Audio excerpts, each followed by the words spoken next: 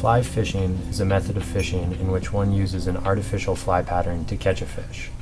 The apt fisherman often uses a fly that matches an insect catch, bait fish, or other food organisms specific to the body of water in which they are fishing. These flies are often weightless. Thus, in order to cast the fly, the fisherman must use the weight of the line to load the rod and then throw the fly. This motion is somewhat difficult and very repetitive. However, it is also methodical and meditative, keeping fishermen coming back to waterfronts across the world in the hunt to perfect their cast and catch the most elusive and biggest fish.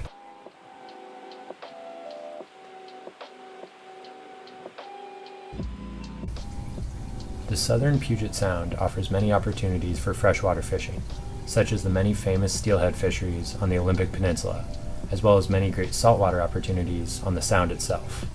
Blake Merwin saw the opportunity at hand to both follow his passion for fly fishing as well as make a livelihood for himself, and founded a shop in the center of this productive fishing location. The shop began online under the name Wilderness Angler in 2004, until its brick and mortar opening in 2009, where he changed the name to the Gig Harbor Fly Shop.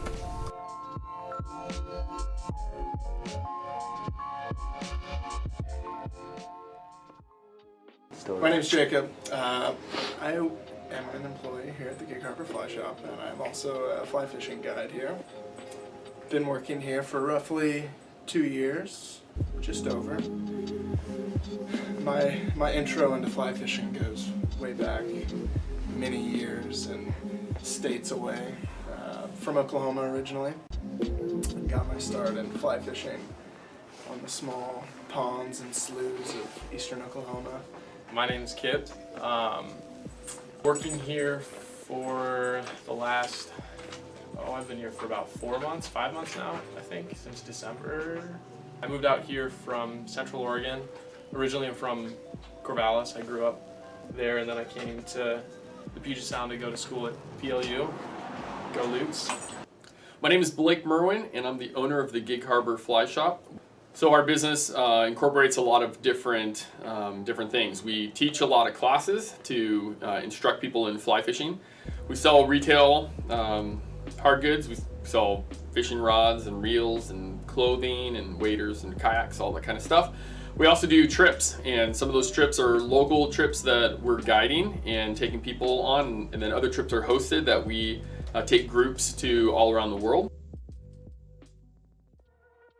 So with all those different things going on, there's a lot of challenges, and part of it's scheduling your time out and being effective with the time that you have.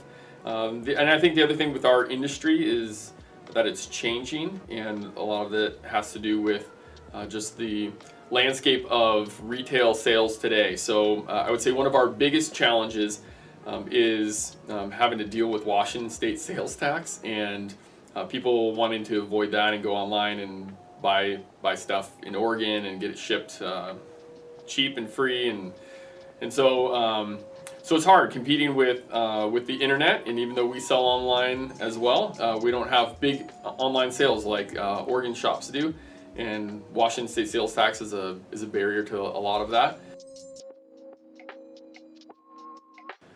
The future of the fly fishing industry is a little bit up in the air. I don't know, I think there will always be a need for specialty knowledge in this sport, as well as customer service. And so I think there's still opportunity for us, but I know that there's a lot of challenges ahead. My business is resource-based, that we enjoy fly fishing because there are fish to fish for. And so, so a lot of the things that we do are around environmental causes, because we want to try to preserve and restore fisheries that are being damaged from development, climate change, from overfishing, from mismanagement. There's all sorts of issues that affect fish today, especially here in Washington, and so we raise money for nonprofits, conservation groups. We bring awareness to a lot of different issues, and it's not just because we care about those things, we do, but a lot of it's because we see the future of our business in those things as well.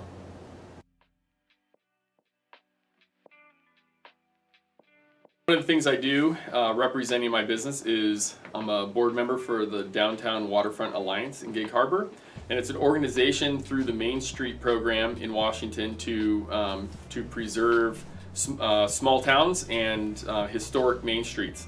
And I feel like it's really important because I feel like a lot of these small towns like Gig Harbor are at risk of losing their character to just the massive big box stores.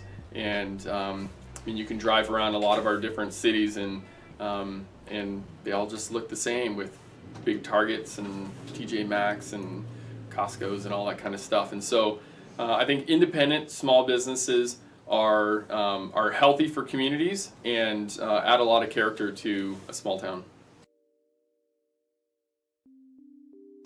So recruitment for customers for us is has been something that's evolved over time.